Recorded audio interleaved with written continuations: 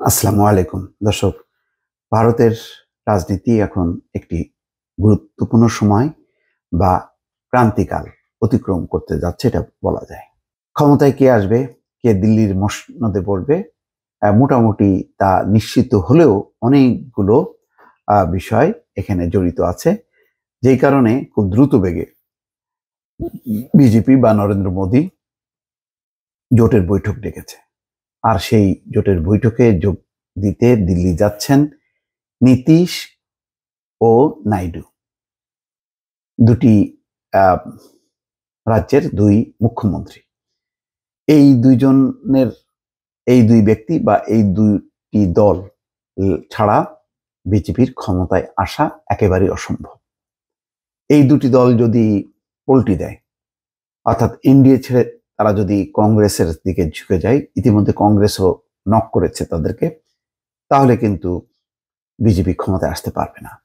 ফলে এখন বলা যায় যে ক্ষমতায় কে আসবে সেটি নির্ধারণ করবে নরেন্দ্র মোদী নয় বা অমিত শাহ না, সেটি নির্ভর করছে নীতিশ এবং নাইডু। নাইডু এবং নীতিশ যেদিকে যাবে ক্ষমতা সেই দিকে যাবে।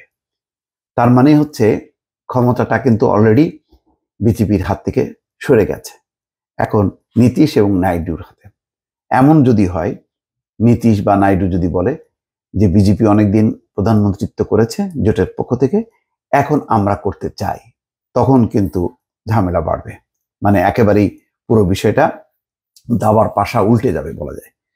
তো যাই হোক, সেটা পরের ব্যাপার। আপাতত যে খবর সেটি হচ্ছে ভারতের বিহারের মুখ্যমন্ত্রী নীতিশ কুমার ও অন্ধ্রপ্রদেশের তেলেগু দেশম পার্টির প্রধান চন্দ্রবাবু নাইডু আজ বুধবার দিল্লি যাচ্ছেন।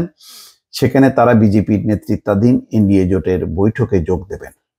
লোকসভা নির্বাচনের ভোট গ্রহণ শেষ হওয়ার একদিন পরই এই বৈঠক হতে যাচ্ছে।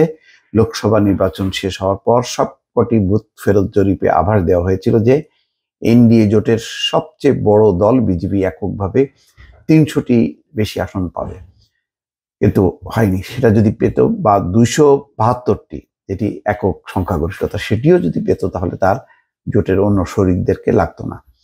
বিজেপিও দলগতভাবে নিজেদের লক্ষ্য ঠিক করেছিল 370 আসন, আর জোটবদ্ধভাবে 400টি বেশি আসন জয়ের লক্ষ্য ঠিক করা হয়েছিল। নির্বাচনের ফলাফলে এনডিএ জোট সবচেয়ে বেশি আসন পেয়েছে, কিন্তু বুথ ফেরত জরিপের আভাস অনুযায়ী তারা সেটি পায়নি।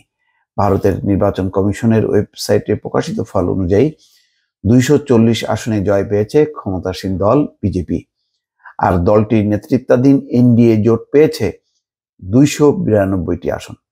ফলে নরেন্দ্র মোদী তৃতীয়বারের মতো ভারতের প্রধানমন্ত্রী হতে যাচ্ছেন বলে ধারণা করা হচ্ছে। এদিকে কংগ্রেস নেতৃত্বাধীন বিরোধী ইন্ডিয়া জোটের নেতারাও পরবর্তী করণীয় নির্ধারণে বৈঠকে বসতে যাচ্ছেন।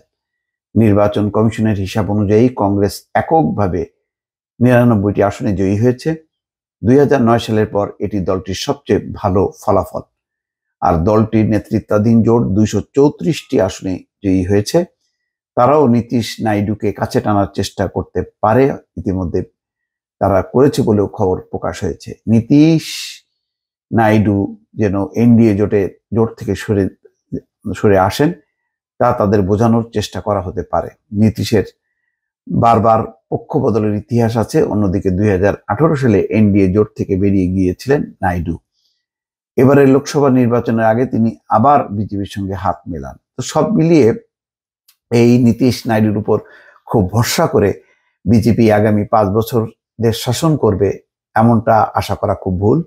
যদি জোটের মধ্যে কোনো অমিল হয়, মতবিরোধ হয়, যদি নীতিশ নাইডু যদি জোট থেকে বেরিয়ে আসে, তাহলে কিন্তু সরকার পড়ে যাওয়ার সম্ভাবনা আছে। এবং এবারের যেই লোকসভার তাদের যে পার্লামেন্ট, সেইটি হবে খুবই গরম। কেননা এবার বিরোধীরা প্রচন্ড, যদি কংগ্রেস জোটগতভাবে যদি বিরোধী দল গঠন করে, খুবই শক্ত একটা বিরোধী দল, যেটাকে মোকাবেলা করা বিজেপির পক্ষে সত্যি দুষ্কর হয়ে যাবে। দর্শক, ভালো থাকবেন।